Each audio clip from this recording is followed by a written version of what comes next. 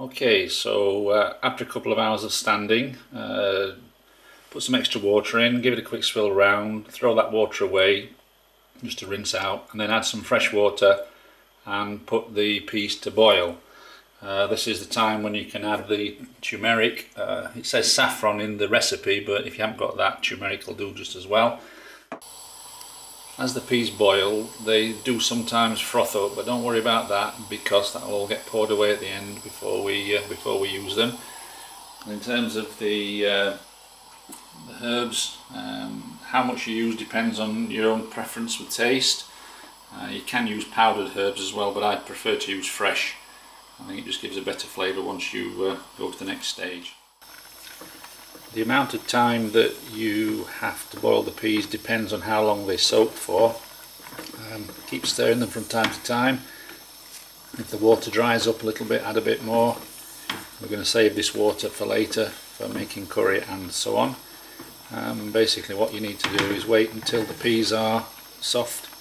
You can squeeze them in your finger. That's not ready yet. So just keep on going a little while longer. Okay, so when the peas are ready, you should be able to take them out and squash them quite easily against the spoon. That's a bit hard, so they're not quite ready yet. And you'll see, just squash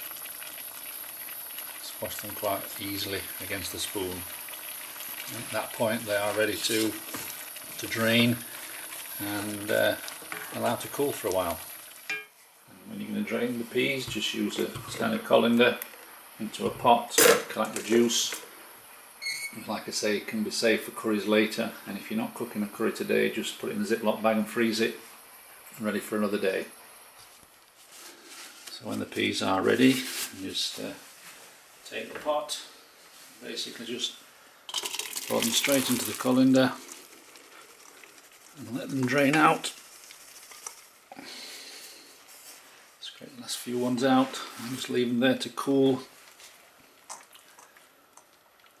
And we can start preparing the herbs. Using the same pot you had the peas in unwashed, just add your oil, quite a bit because that's got to cook all the peas. Turn the fire on.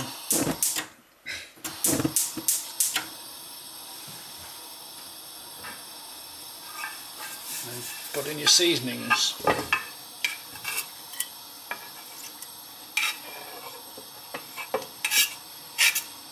This just wants cooking for a couple of minutes, no more, just to get the flavour into the oil really. And then when the oil is nicely flavoured, the peas go in. And then the peas go in.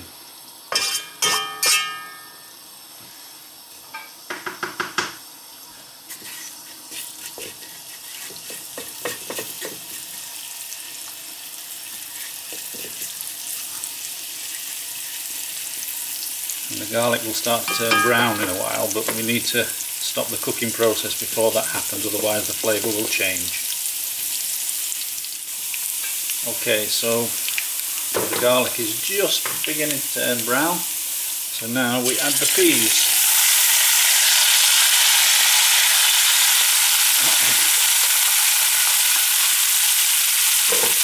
Just give them a good stirring, spread the herbs all around in the oil.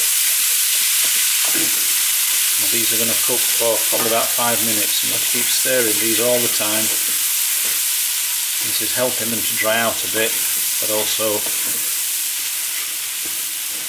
distributing the flavoured oil all over all the peas. They do start to get a little bit mushy at this stage, but that's okay, that's not a problem, because they soon go through the grinder and they come out powdered anyway, so this is really just about trying to dry them out a little bit. The peas have now been cooking for about 5 minutes. They're much drier than they were. They are quite mushy, and when I watched it done in Trinidad they didn't end up quite like this, but I've had them like this normally and they still work out fine.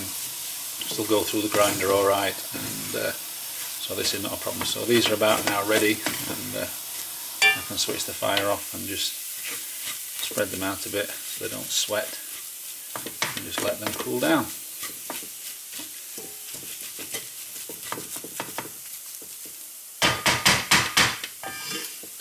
Now you can actually add salt to them at this stage, but I tend not to do that. I tend to add the salt later, so that the final taste of the peas is as you want them to be. So they can now dry out, ready for grinding. While the peas are drying, it's okay to just keep stirring them so the ones underneath dry out as well. Keep turning over. While they were cooking, you try to avoid them burning on the bottom of the pan. As you can see, it's getting now quite dry. Still hot, so wait a bit longer before we try and grind them. But you can see that they're now quite dry and ready for grinding. So come back to them in about 10 or 15 minutes. Yeah, the grinding's pretty straightforward, really. Just put peas into the grinder.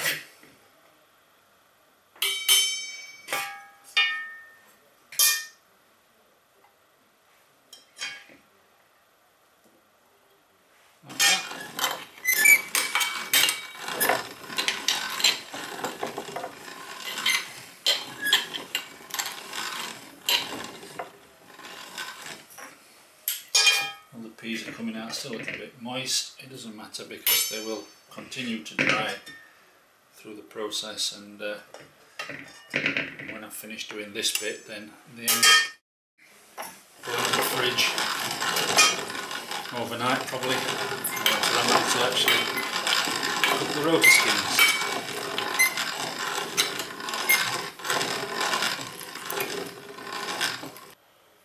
Peas are now ground. As you can see, they're all nice and fluffy. I'm probably going to transfer these into a slightly bigger, deeper container, because this is when we start to add the cumin, salt to taste, perhaps sometimes a little bit more garlic as well. Basically this bit you can make up as you go along. You can make it up to suit your own taste, flavours, however you like it. I tend to use quite a lot of cumin. I tend to add a bit of extra garlic powder because I like the garlic flavour, and a bit of salt, and Bob's your uncle. Yeah, and the cumin's pretty straightforward, just sprinkle it in. I'll probably end up using the whole bottle before I'm done, but I tend to put it in bits and then just keep tasting it. Just keep stirring it in and make sure it's properly mixed in everywhere. You can also add the actual recipe asks for chili peppers. Roti's often got pepper in it, but again, depends how much of that you want to add. So just a quick taste to see how it's going. Yeah, once more, I'm going to put the whole lot in, as I say. I even still want more. And some salt, and I'll probably put a little bit of pepper in it, but I don't put too much in so the boys don't have a problem with it when it comes to eat the roti skins. So just keep mixing and mixing until you're happy, and then once you're happy with that, they're ready to use. I'll be putting these in the fridge for tomorrow. It's getting a bit late now, so I'll end up making the roti skins tomorrow. So it's over and out for now. Okay, so it's now time to start moving on to the next stage, which is to actually make the roti. And what I'm doing now is mixing the flour. Normally I use plain flour and add baking powder. This time I'm trying self-raising flour just to see what happens. A whole 1.5 kilogram bag goes in, together with 2 teaspoons full of salt,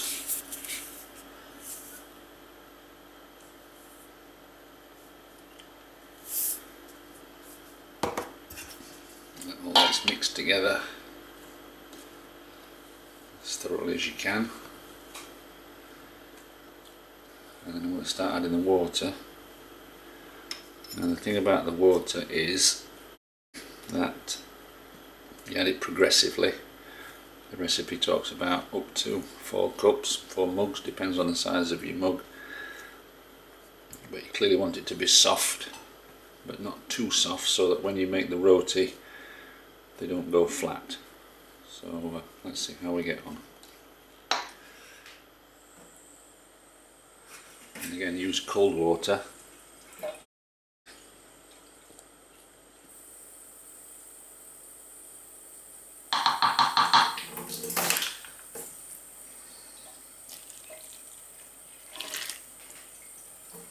This is a bit messy, this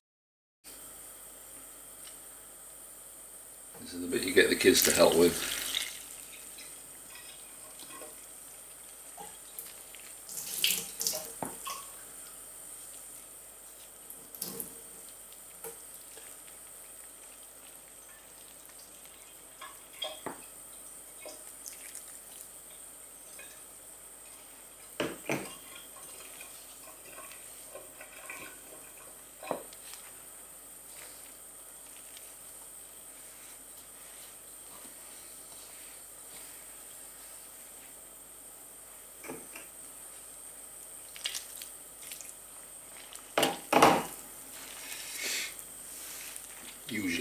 Usually when I buy the flour, I buy a big bag, 1.5 kilograms, and then a smaller bag to do the dusting. In this occasion I bought 2 big bags because it was on offer, so, but it is useful to have a little bit extra handy, just in case you put too much water in. You can always add a little bit of extra flour after, just to dry it out again.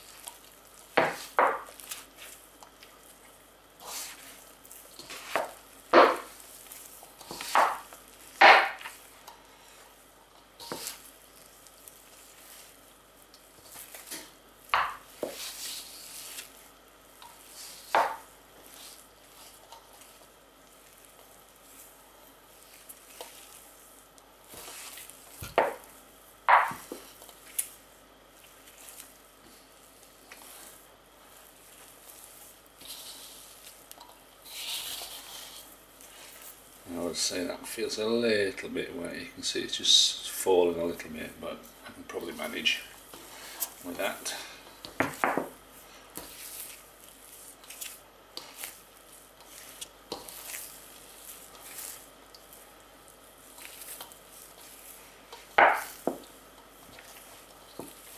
Yeah, it's a little bit wet that, but when I'm breaking the dough off to make the individual rotis, then I'll add a bit of flour as I go. So just time to try and clean that off as best you can.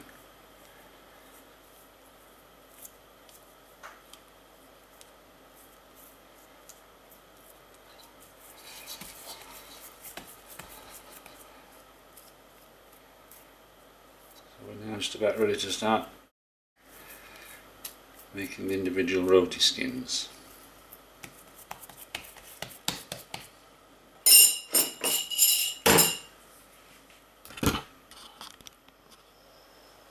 Okay, so you take a bit of the dusting flour and just spread it around, because that's where I'm going to set the rotis when I've separated them. We also need a weighing scale. This depends on how big your tower is, but ours is a 12-inch tower, and I've worked out that it needs 65 grams of flour. So a bit of flour on my hand, just breaking bits off.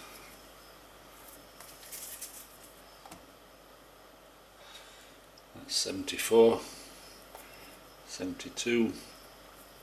It might all seem a little bit precise, this, but what the problem is, if you make it a little bit too big, then when you're rolling the roti out, it hangs over the side of the tower, which is a bit of a problem then. So we'll just basically squash it up into a little ball, adding a bit of flour as you go, and put that down to weight. Another one, 60.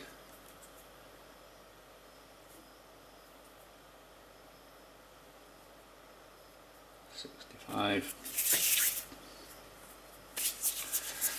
Give it a good old squash and a good old hard little roll, and then put that down, and so on. And you just keep doing this until 50, 60, 68, 66, 65, that's it. Give it a good old squash and round it up and put it there to wait.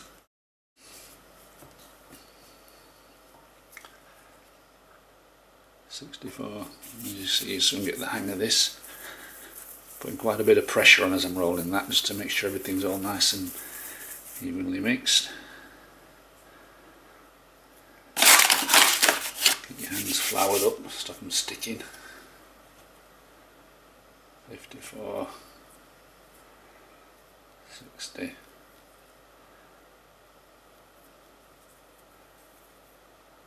64. Get a bit of a squash round and round, and make it up into a ball, nice and smooth, and so on. And just basically keep doing that until it's all done. As you can see, this bit's a little bit messy, but just make sure you keep your hands all dusted up, and if when you're making the ball of roti dough it's a bit soft, just pick a bit more flour up, work a bit more flour in, just to dry it up. The idea is that when you set it down on the table it shouldn't sink, it shouldn't start to squash, really, a little bit but not much. That one there squashed a bit, so I add a bit more flour into that. You soon get the idea. In terms of the whole process, the peas bit is the easy bit. That probably took about just over an hour, I would say, and isn't very messy. This bit takes about 2 hours, I would say, 2 hours roughly, and as you can see it's quite messy. And this stage has got 3 bits to it. There's this bit, which is making the dough balls. The next bit, which is the clever bit, which is putting the peas inside the roti skin.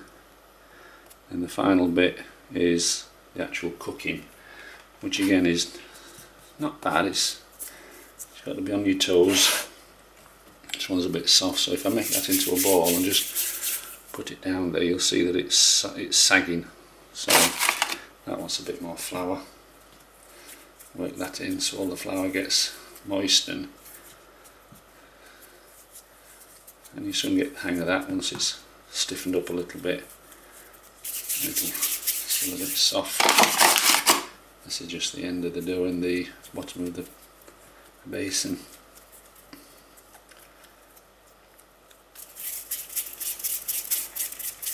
And if you see any that sagged a bit while you've been working, just pick it back up, add a bit more flour to it, and put it back down again. It doesn't matter if they sag a little bit, that's not a problem, it's just when if they're too wet it makes the next bit a bit difficult to do. Just make sure all the dry flour is properly mixed, that's the thing.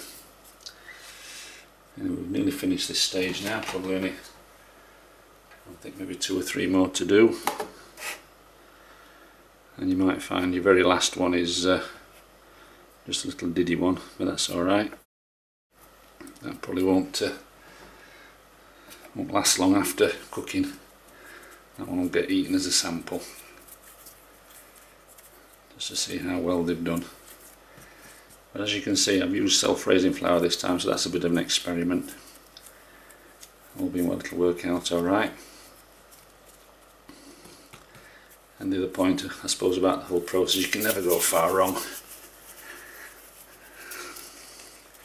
You won't get it right every time. And the more you do it, the better you'll get, like everything else. As the boys say, practice makes perfect. Okay, so the peas have been in the fridge all night.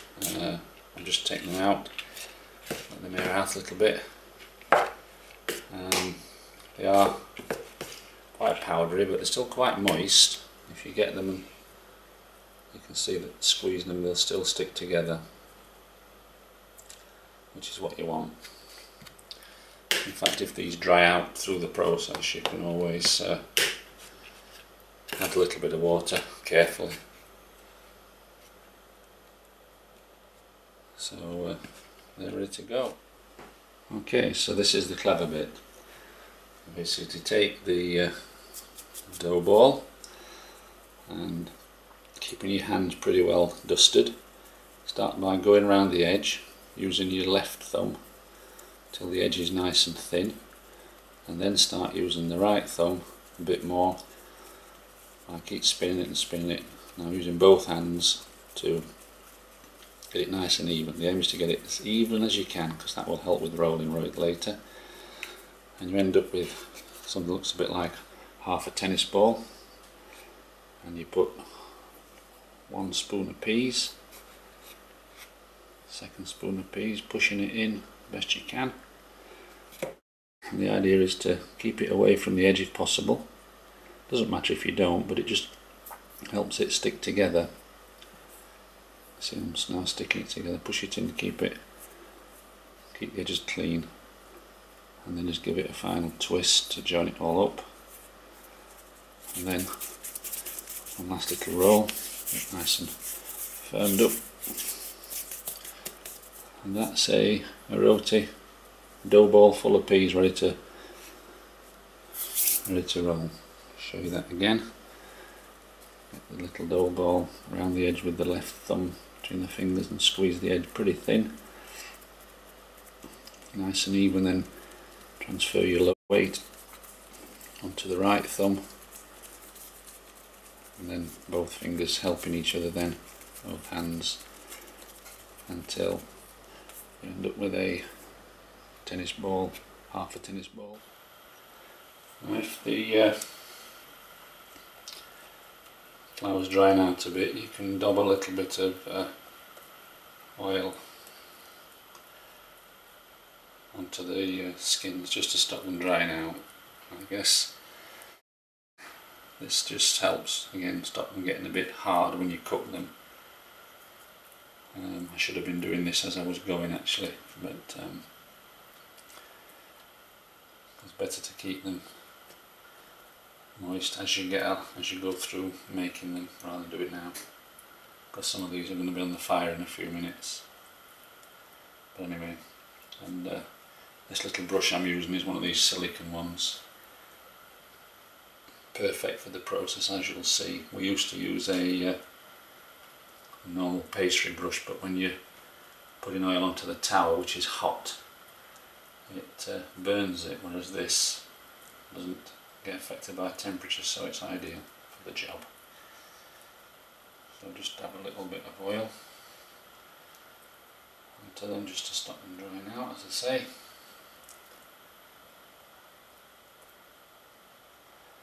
And then we're almost ready to start the rolling and cooking.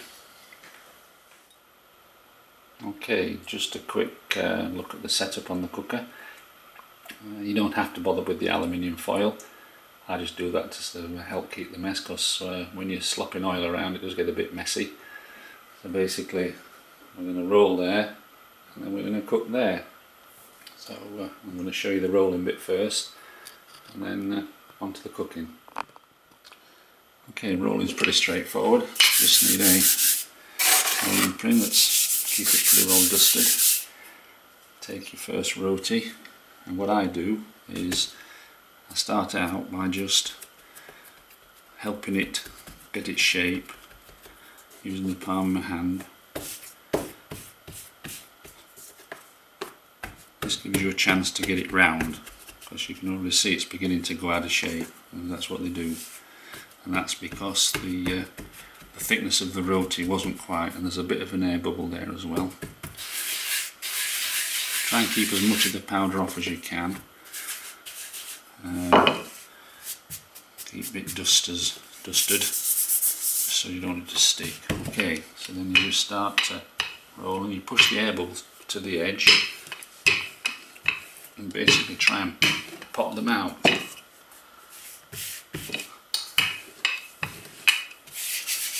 Just have to make sure that the thing doesn't stick.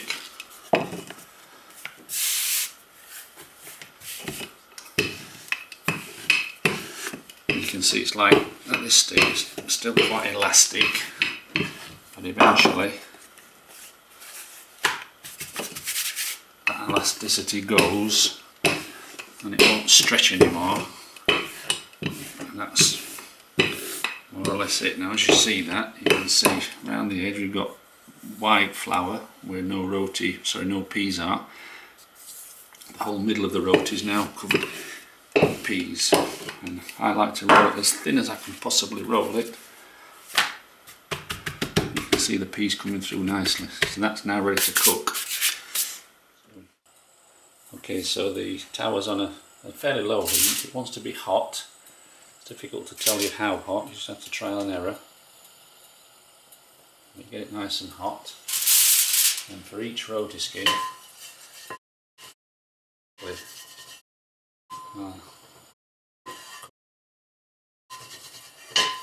unfortunately our stand isn't level, so which is a bit of a nuisance. Plenty of oil on it. You do actually use quite a bit of oil in the process, but don't worry about that. So that's nice and warm, and then you pick up your roti skin and just chuck it on the tower. Now you can see straight away, although I was quite careful in terms of size, it's still a bit bigger than the tower. So then you paste the other side with oil while the first side is cooking. And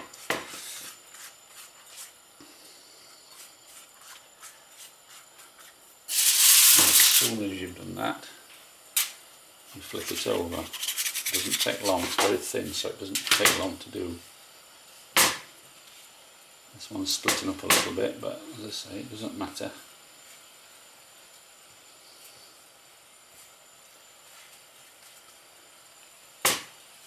If you get this right, they grow up like a whoopee cushion, and you know it's all airtight and it's cooking lovely. Now while that's doing that, I'll go over the other side again and start preparing my next skin. I'm just putting it on the counter and just flattening it out with my hand, getting the sides nice and dusted.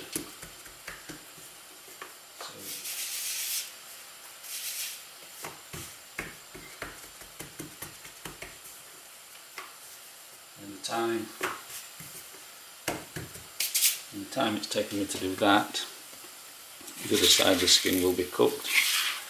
So you flip it back over.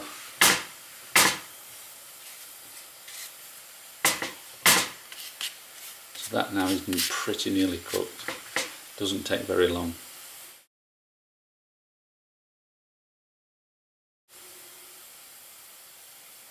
Because when you eat it, you'll take it out of the freezer and reheat it again, so it even helps it to cook later on. What you're looking for is when you get little bits of brown showing up on the dough,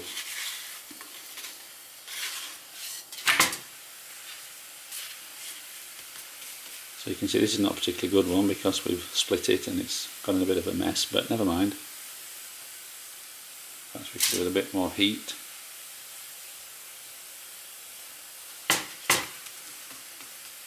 So that's now cooked. So just flip it into 4 and then just put it to the side on something to cool down.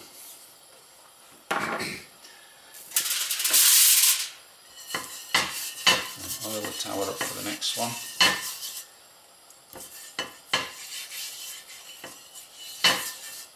So you're getting hot, start your rolling process.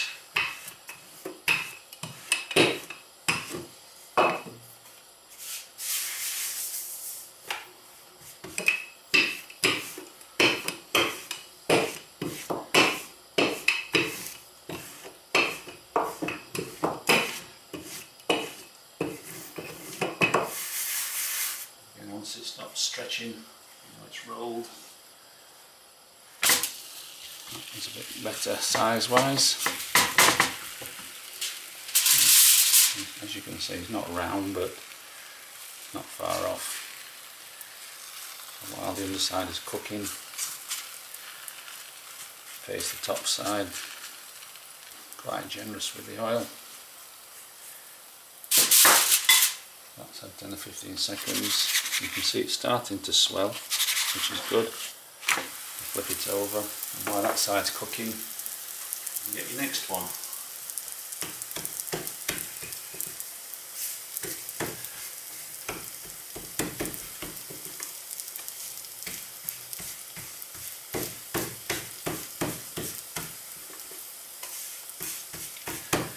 You can see this one's turned up like a bit of a whoopee cushion. This one's quite good, and that tells it's sealed around the edge, and the fact it's gone right to the edge tells you that the whole middle of the roti is covered in peas, and you just got that nice little seal around the edge. That's a pretty good roti, that one.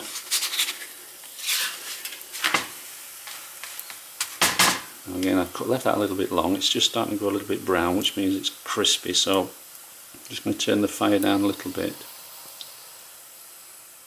A little bit hot. You can press down on it around the edges just to sort of help it cook. So the other one's over there ready to roll. This one's nearly finished cooking, and it has done, so just flip it over, put it to the side. And that's the state of the cooker when it's finished, which is a bit of a mess. But this is the end result. A full iron pot full of roti skins, and towards the end I was chucking them straight in there, so they're still nice and warm, and they'll stay in there till they cool, and then when we put them into Ziploc bags we'll separate them each and put 6 in a Ziploc bag and then put them straight in the freezer for later on. So that's about it.